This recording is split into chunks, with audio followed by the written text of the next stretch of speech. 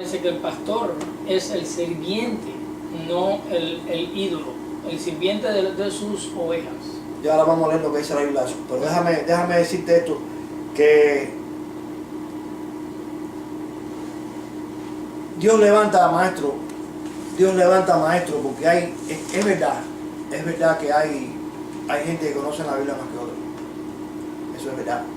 Es verdad que Dios, gente que tiene un conocimiento especial. Pero es también porque también, o sea, me imagino yo que también porque hay hermanos que son más dedicados más disciplinados.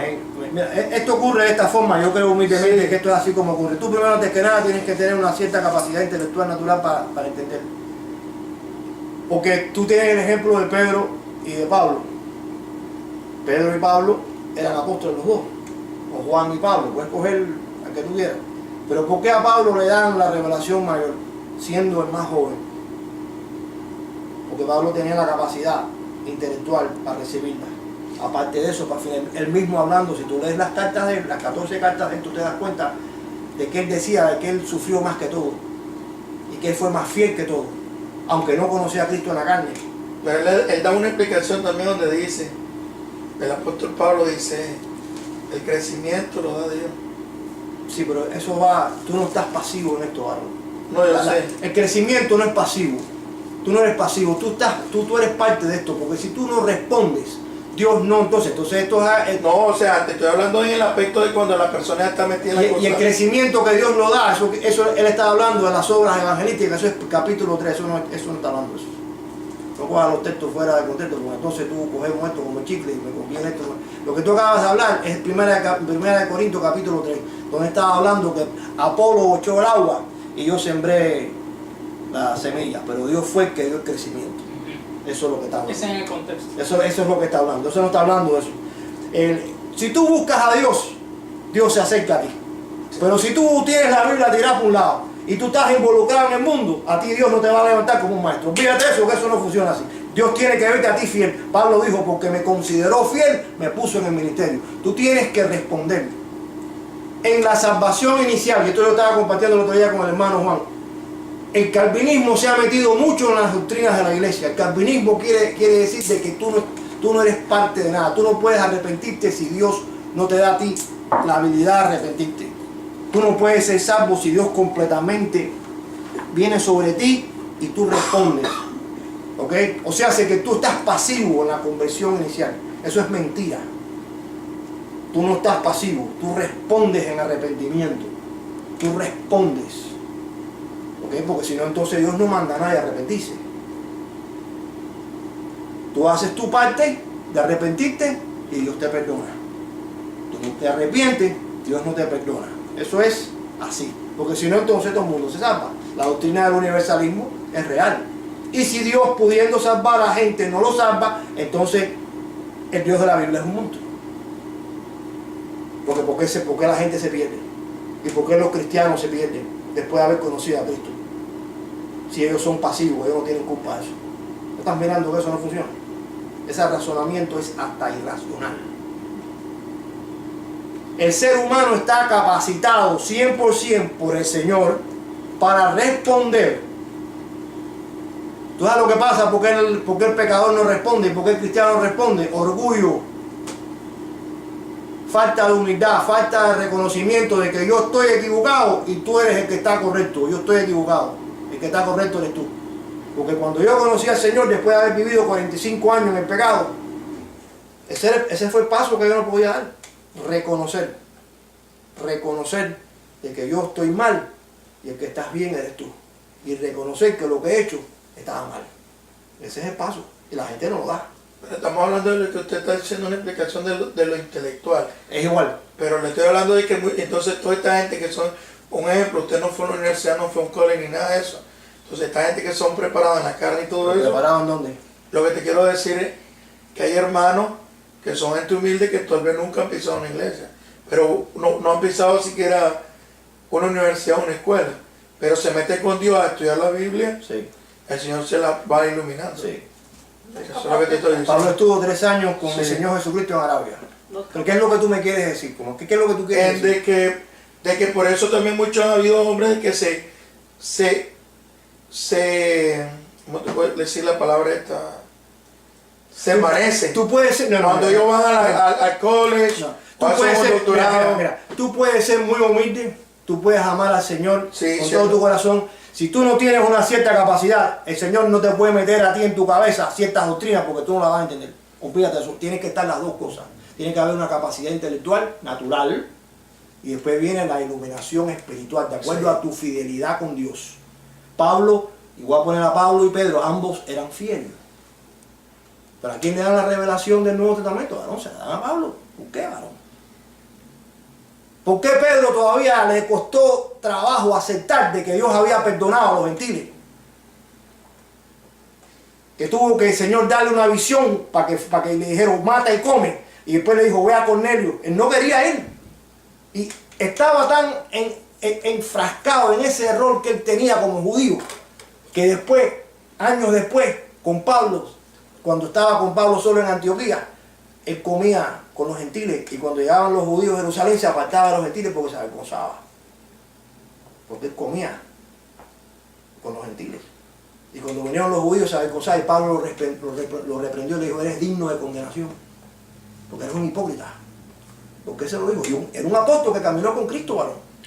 ¿Por qué Pablo escribe 14 epístolas y Pedro escribe 2, varón? Tú has meditado, ¿por qué? ¿Tú sabes dónde está la doctrina del cristianismo? La doctrina del cristianismo está en las 14 cartas de Pablo, varón. Eso no hay argumento ninguno. Las doctrinas, fíjate que el mismo Pedro, si tú lo lees, capítulo 3, segunda de Pedro, que dice, las cartas del hermano Pablo que son difíciles de entender. Y las llama escrituras. Léelo para que tú veas, capítulo 3, léelo. Las llama escrituras a las cartas de Pablo. Vamos a segunda de Pedro, capítulo 3, para que tú veas. Es mejor la Biblia que este humilde servidor.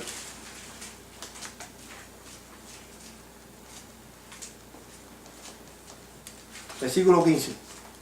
Y tener entendido que la paciencia de nuestro Señor es para salvación, como también nuestro amado hermano Pablo, según la sabiduría que le ha sido dada, os ha escrito, casi en todas sus epístolas, hablando en ellas de estas cosas, entre los cuales hay algunas difíciles de entender, las cuales los indoctos e inconstantes tuercen, como también las otras escrituras para su propia perdición.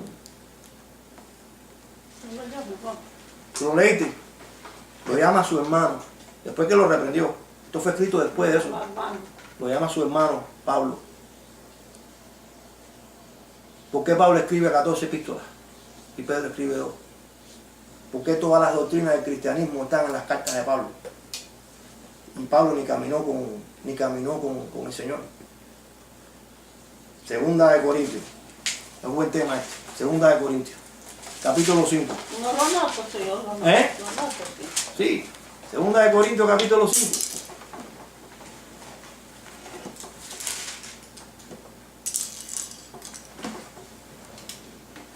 Mira lo que dice aquí. Mira que versículo 16.